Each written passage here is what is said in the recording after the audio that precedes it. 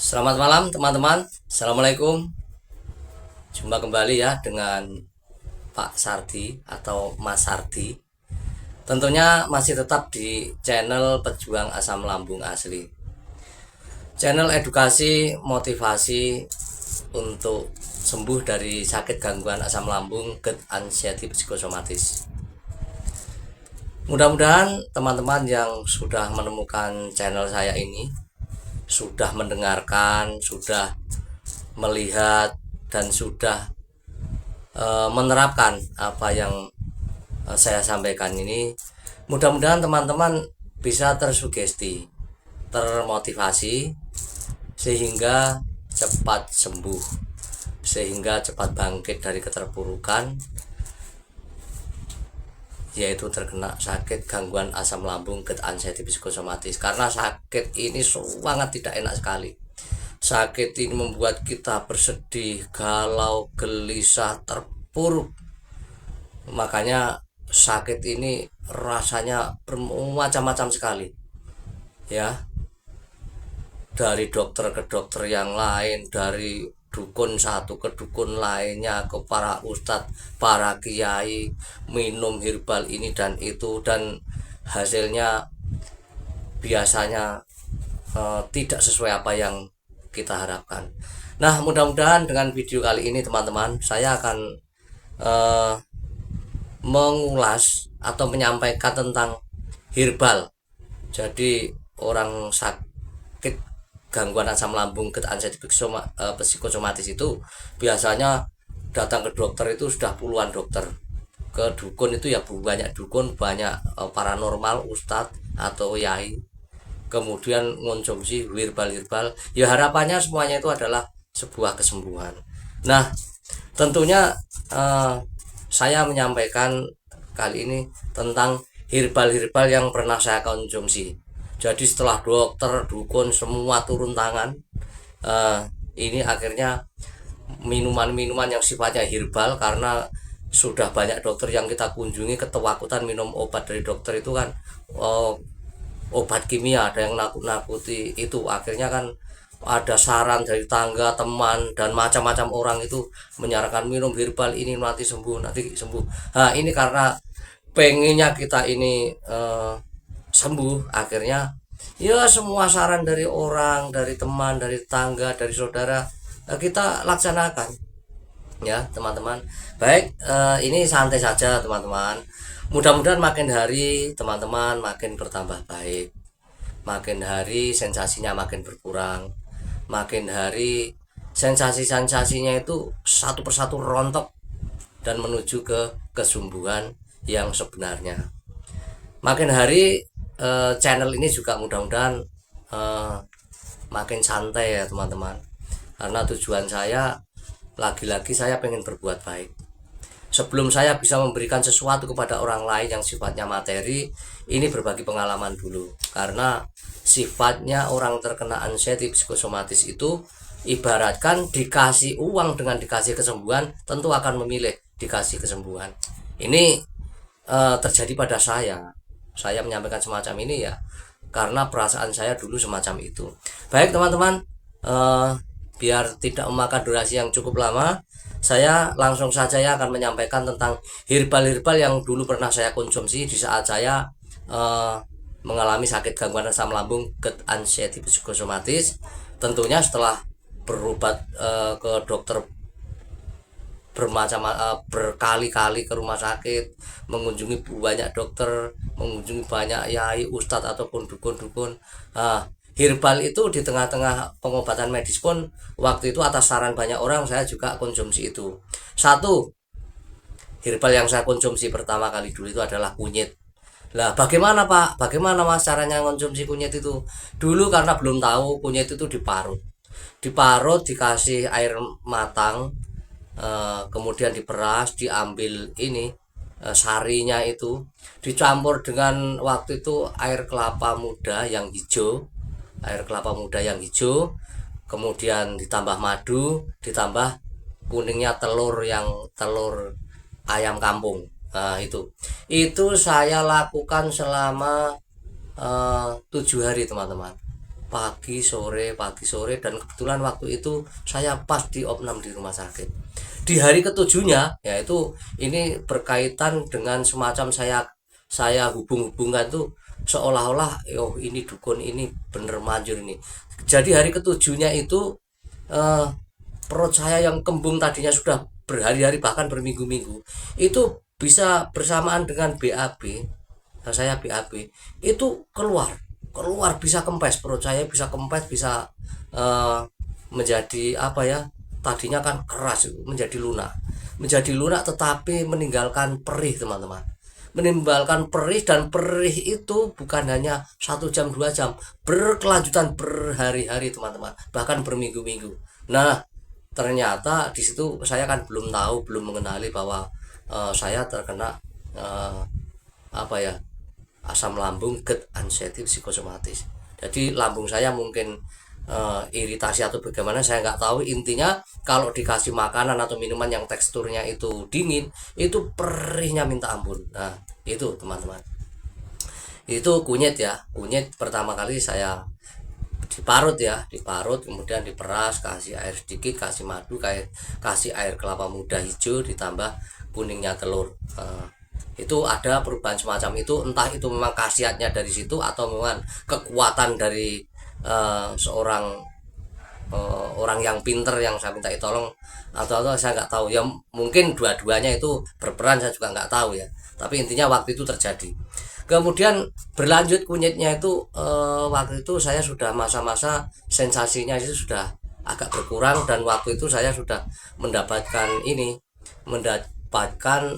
channel YouTube waktu saya mengasingkan diri di Semarang, menenangkan diri di sana.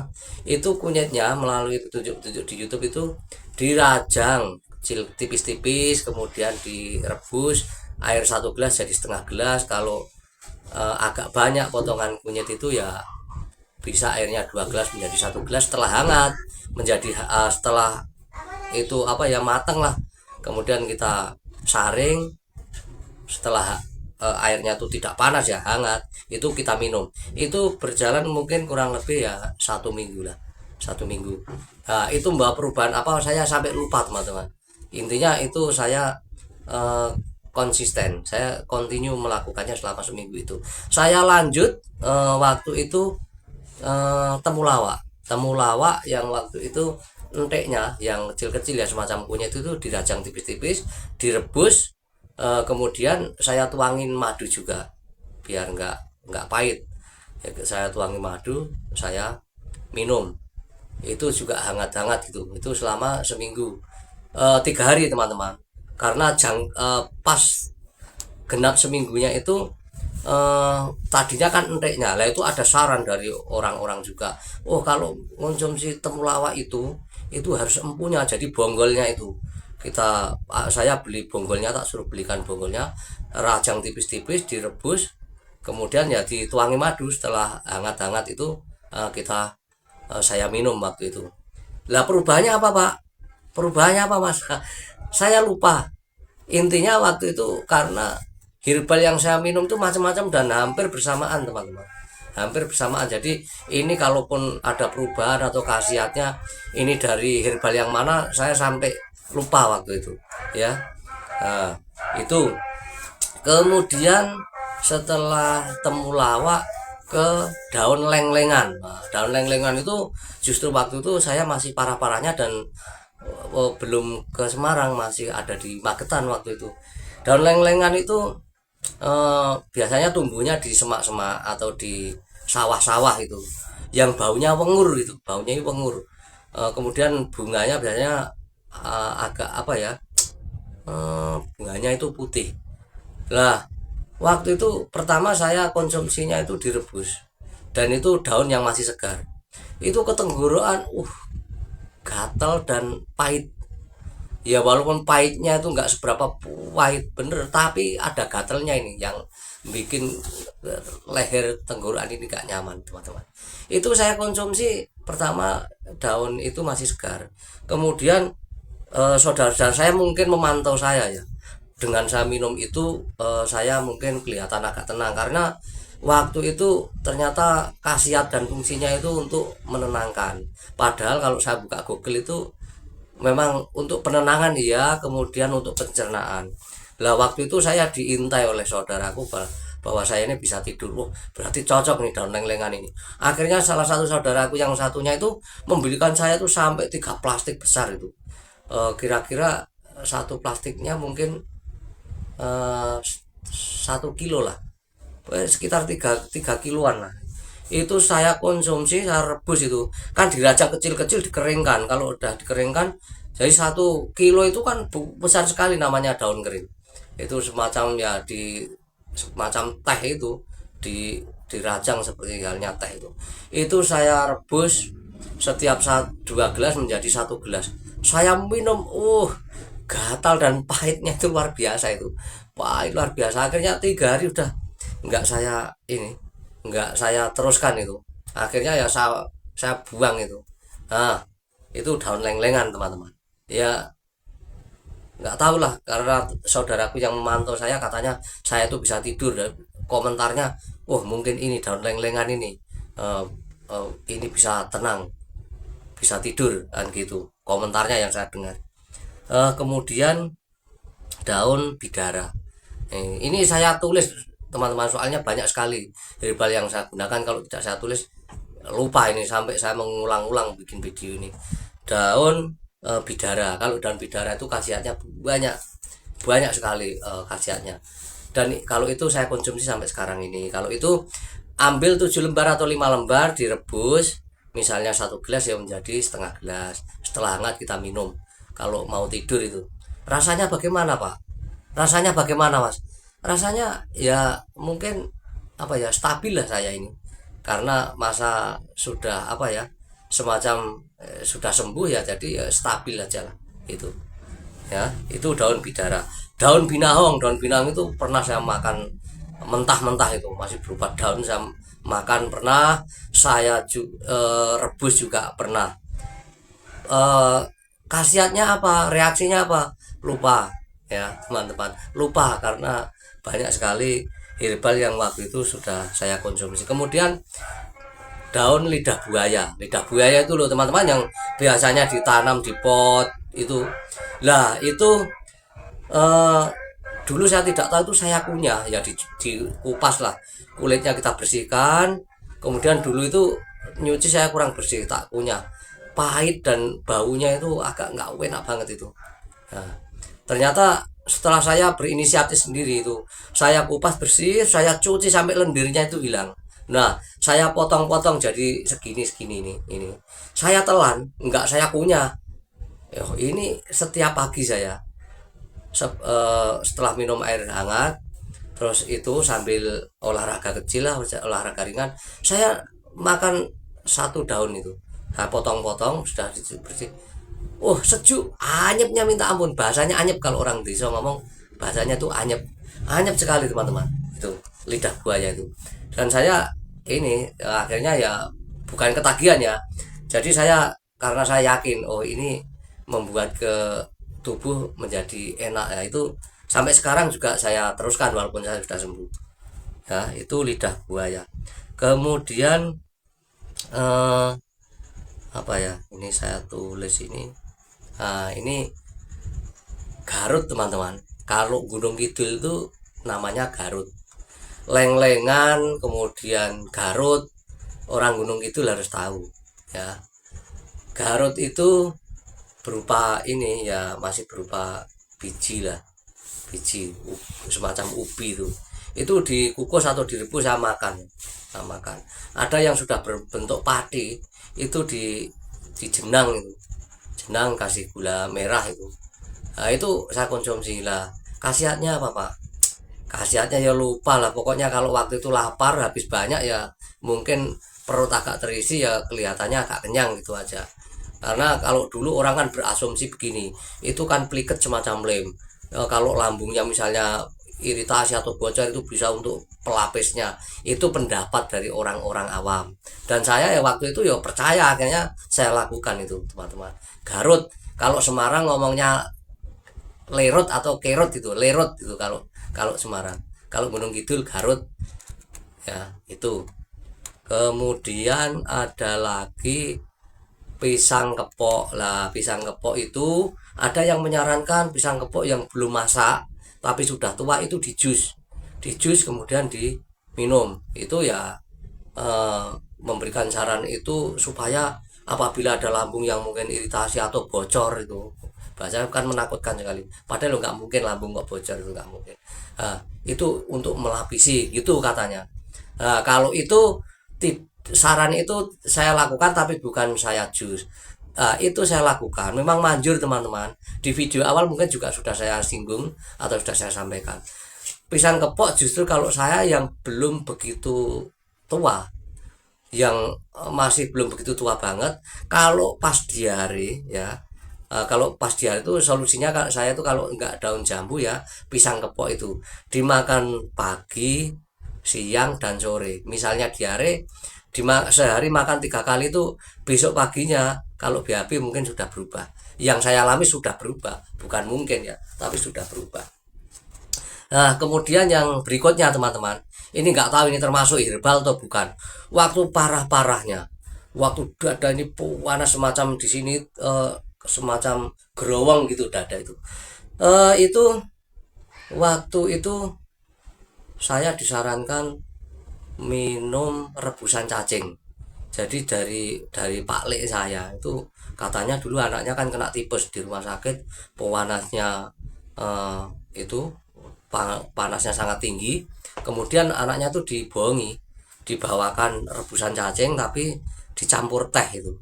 Nah, sampai di rumah sakit diberikan itu ya katanya pewanasnya itu bisa reda. Bahkan ya itu salah satu penunjang untuk sembuh dari sakit tipes. Tapi waktu itu lah saya ini kan kena sakit asam lambung tapi waktu itu kan belum tahu sakit apa. Saya dicoba direbuskan itu cacing itu. Nah, cacing itu kalau yang ada di dekatnya kandang kambing, kandang sapi itu kalau di apa ya taburi air ya, disiram air yang pakai rinso, itu cacing itu kan keluar semua, banyak keluar. Akhirnya diambili, dicuci, direbus, dan saya tahu yang rebus itu saya ada di depannya tak lihat ini. Nah, itu saya 1 gelas besar, kemudian dikasih gula. Padahal sebenarnya ya saya itu jijik melihat itu, tapi karena keinginan itu untuk sembuh, ya itu 1 gelas bisa saya minum, yang penting saya sembuh itu. Tapi itu waktu itu tidak ini teman-teman, tidak mengurangi rasa panas itu tetap. Kalau sensasi panas itu ada di perut yang tembus punggung, tembus pinggang, menjalar ke kaki, menjalar ke lengan itu tidak akan berpengaruh dengan rebusan cacing itu. Ini konyol sekali teman-teman.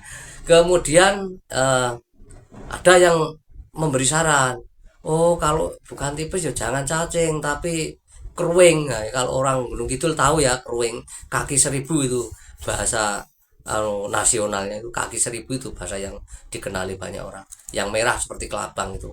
Wah, itu saya mencarinya itu. Nah, kebetulan musim hujan kan ada itu di kebun, di sawah. Itu saya ngambil 3 ekor itu, saya goreng pakai kereweng itu sampai sampai gosong. Kemudian saya tumbuk halus. Saya nyuruh orang untuk beli kelongsongannya kapsul itu. Tak masukkan itu sulit, sulit sekali ya kan, lemes kan itu, lentur banget itu kelongsongan itu. Akhirnya saya nggak serantan. Saya ambil pisang, pisang itu saya potong, tak masukkan itu saya telan itu. Itu keruing itu teman-teman, keruing 3 ekor itu. Terus hasilnya gimana pak? Hasilnya gimana pak? Mas minum air rebusan cacing sama ngonsumsi keruing tadi, hasilnya menjadi orang konyol waktu itu, nggak ada perubahan sama sekali teman-teman. Tetapi karena waktu itu saya ingin sekali sembuh, jadi apapun saran pendapat orang semua saya lakukan. Nah itu teman-teman, kurang lebihnya mungkin masih banyak lagi herbal-herbal yang lain yang saya konsumsi dan saya lupa untuk menyampaikannya atau lupa tidak menulisnya. Tapi sebatas itu teman-teman. Mudah-mudahan dengan herbal-herbal yang saya minum tadi, kalau teman-teman penasaran mau mencoba ya silahkan. Cuma yang konyol-konyol kalau bisa jangan, seperti halnya cacing, keruing itu menurut saya sendiri teman-teman yang sudah mengalami, karena nggak ada perubahan dengan itu menjadi konyol lah. Yang semacam itu ya jangan ditiru teman-teman. Cuma kalau teman-teman itu penasaran, nggak apa-apa, silahkan dicoba. Karena kalau tidak mencoba itu tidak akan tahu, ya. Itu tidak akan tahu teman-teman. Nah, dari situlah teman-teman kesimpulannya, herbal-herbal yang saya konsumsi tadi ada yang membawa dampak baik, ada yang lupa, reaksi dampaknya apa saya lupa. Nah, silahkan yang sekiranya dampak baik perlu dicoba teman-teman, dicoba demi kesembuhan teman-teman dari sakit eh, gangguan asam lambung, GERD, anxiety psikosomatis ini. Itu teman-teman pengalaman yang harus saya bagikan. Saya ingin selalu berbuat baik. Artinya awal saya sampaikan, kalaupun saya belum bisa berbagi tentang materi, paling tidak berbagi pengalaman. Apalagi pengalaman ini pengalaman yang sebenarnya sangat bermanfaat sekali. Andai kata saya punya materi, punya uang atau apa, dan saya ketemu teman-teman minta karena teman-teman butuh, tak kasih. Bener tak kasih. Kalau bisa kita harus terus menerus menebar kebaikan, kita perbanyak perbuatan baik, bersedekah yang lebih banyak itu juga sangat lebih baik, akan menenteramkan jiwa kita. Apalah artinya kita menumpuk-numpuk harta di mana kita tidak peduli kepada kehidupan orang lain. Itu saya rasa hidup yang kurang normal teman-teman. Ini bukan saya sok baik, tetapi saya punya ajaan semacam itu teman-teman. Kenapa kok saya punya ajaan semacam itu, sedikit atau banyak ya tentunya berbuat baik itu ya saya terus menerus belajar untuk melakukannya. Walaupun saya bukanlah orang yang baik, bukan, tapi saya berusaha menjadi orang yang lebih baik. Saya rasa itu teman-teman sementara video yang harus saya sampaikan, karena waktu jualah yang harus memisahkan kita. Durasinya juga sudah cukup panjang. Sebelum saya akhiri, saya berpesan teman-teman, tolong di subscribe, di like, dibagikan ke seluruh sosial media lainnya yang ada di handphone teman-teman. Mudah kok, nge-like, subscribe, tinggal nutul tul. Nah, mungkin tidak lebih dari 10 kali itu semua sudah selesai, tidak makan waktu banyak kok teman-teman.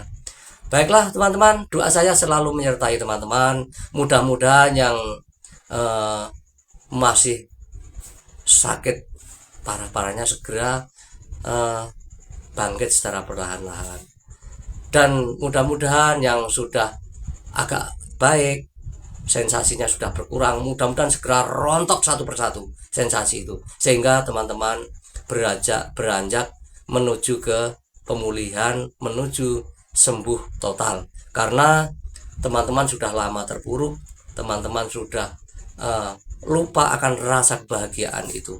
Kebahagiaan itu tentunya sangat dirindukan oleh teman-teman semua. Itu teman-teman, kurang lebihnya saya mohon maaf. Mudah-mudahan ada manfaatnya. Saya akhiri. Assalamualaikum warahmatullahi wabarakatuh. Selamat malam buat semuanya.